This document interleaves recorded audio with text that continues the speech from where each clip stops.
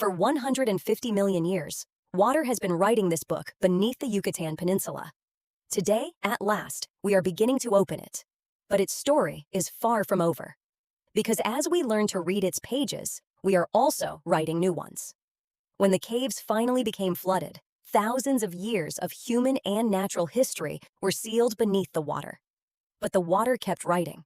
For centuries, it continued flowing beneath the peninsula, through fractures, galleries, and hidden chambers, carrying minerals, depositing sediments, and slowly continuing to shape the stone. Above ground, the forest gradually began to resemble the landscape we recognize today. Jaguars moved silently through the vegetation. Tapirs searched for water among the trees. Spider monkeys traveled through the canopy. White-tailed deer crossed the forest floor, and ocellated turkeys displayed their extraordinary colors beneath the tropical light. While life continued evolving on the surface, the underground world remained almost completely beyond human reach. Only a few cenotes and cave entrances remained visible, small fragments of a much greater story, like the cover of a book whose pages remained hidden beneath the jungle. That long silence began to change around 4,000 years ago, as the first communities that would develop into the Maya civilization began to emerge. The Maya found themselves living in a land where water did not usually flow in great rivers across the surface.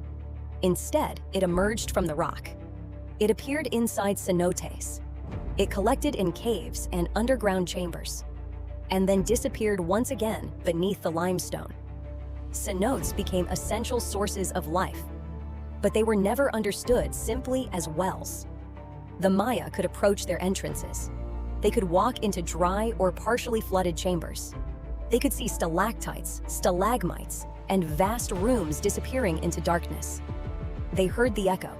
They felt the humidity. They listened to the constant sound of dripping water. They watched roots descend from the jungle above, and they could see the water continuing beneath the rock. The cave itself revealed that this world was far greater than anything visible from its entrance. They did not need to travel through its entire length to feel its depth. The darkness, the silence, and the continuation of the water made the presence of that hidden world impossible to ignore. It is possible that some people entered the cenotes and free-dived a few meters beneath the surface, perhaps to recover an object, approach an offering, or take part in a ceremonial activity. There is no evidence that they were able to explore deeply into flooded cave systems. But even a short breath-hold descent could have revealed shafts of sunlight, fish, roots, and the dark entrance of a cavern extending beyond the light. There was a boundary. On one side, the visible world. On the other, a space that continued into darkness. That physical experience also acquired a spiritual meaning. Caves and cenotes became places of connection between different levels of existence. Places where the human world could approach the realm of gods, ancestors, and powerful forces believed to exist beneath the earth. The Maya underworld was not simply a place of death. It was also associated with transformation, danger, trials, and encounters with powerful forces. In the Maya Quiche tradition, this underworld became known as Xibalba. Although the name comes from another part of the Maya world, it expresses an idea that appeared in different forms throughout Maya culture. Beneath the earth existed a powerful, invisible, and sacred realm.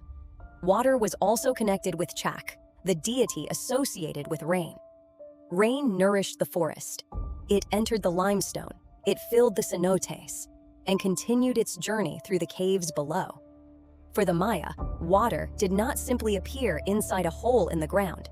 It came from an unseen world that seemed to breathe beneath the earth. Aluxas also became part of Maya Yucatec tradition and remain present in oral tradition today. Small guardians associated with the forest, the fields, and certain special places. Their stories belong mainly to oral tradition, but they express a powerful idea. Nature was not an empty space. It contained forces, presences, and guardians that deserved recognition and respect. That spiritual understanding was also expressed through ceremonies and offerings. Pottery vessels were placed inside caves and cenotes. Copal incense was burned. Shells, beads, and other objects were deposited. In some caves, small altars and ceremonial spaces were constructed. These offerings were not simply abandoned objects. They were part of a relationship of respect and reciprocity with water, the earth, and the underground world. Every vessel added another page to the history of the caves. Stone and water had written first. Animals left bones and traces behind. Ancient people left evidence of their passage. And the Maya added their own writing through ceremonies, offerings, and beliefs. They never knew the true extent of the flooded labyrinth, but they knew its entrances. They saw its first chambers. They heard its depth. And they understood that these places were far more than simple sources of water. Then silence returned. Communities changed. Ceramic vessels remained on the bottom. Offerings stayed where they had been placed. And water continued flowing through the galleries. For centuries, the Great Book remained almost closed, until a new era began. It did not begin with the discovery of a massive cave system.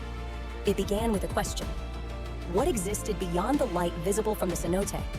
The first modern explorers began entering those openings without knowing the true scale of what lay ahead.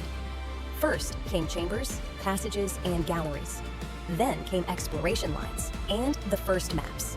Every new journey opened another page. And gradually, cenotes that appeared isolated from the surface began revealing that they belonged to much larger caves. But not every cenote on the Yucatan Peninsula leads into the same kind of underground environment. Along the corridor, extending mainly between Playa del Carmen and Tulum, many entrances connect with cave systems that develop predominantly in a horizontal direction. This is not simply a matter of descending to the bottom of a deep well. Here, the diver can enter sideways into a hidden river and travel beneath the jungle. In many areas, these passages remain at relatively moderate depths.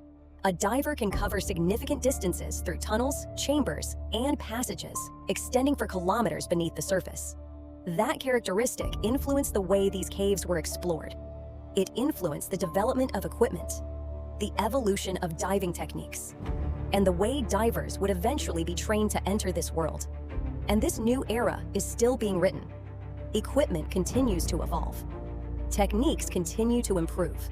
Maps continue to grow.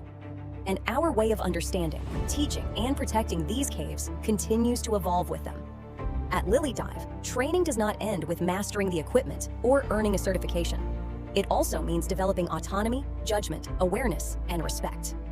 Autonomy explores that internal development of the diver, the ability to think, make decisions, and take responsibility for an immersion, rather than simply depending on equipment or following another diver. Introduction to Cavern opens the door to another way of observing the underground world. Because learning to enter a cavern is not simply about following a route. It means beginning to read the light, the space, your orientation, and the boundaries that allow this environment to be approached with knowledge and awareness. Origin of Sidemount explores how the real demands of exploration led to the development of new equipment configurations. The equipment did not appear as a fashion. It developed as a response to the environment, to restrictions, and to the need to adapt to spaces where different configurations were not always the best solution.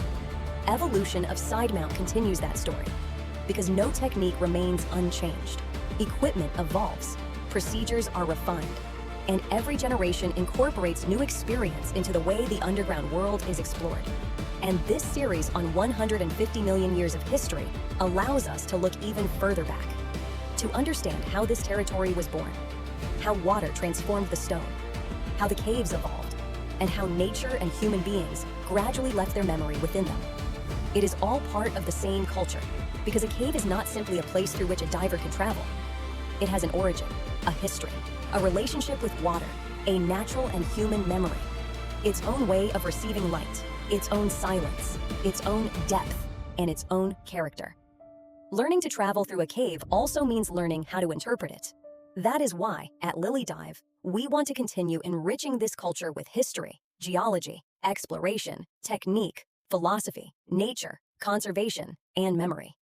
Every new video will open a different page, not simply to show the underground world, but to understand it more deeply, to give it context, to recognize its value, and to share an increasingly thoughtful way of experiencing it.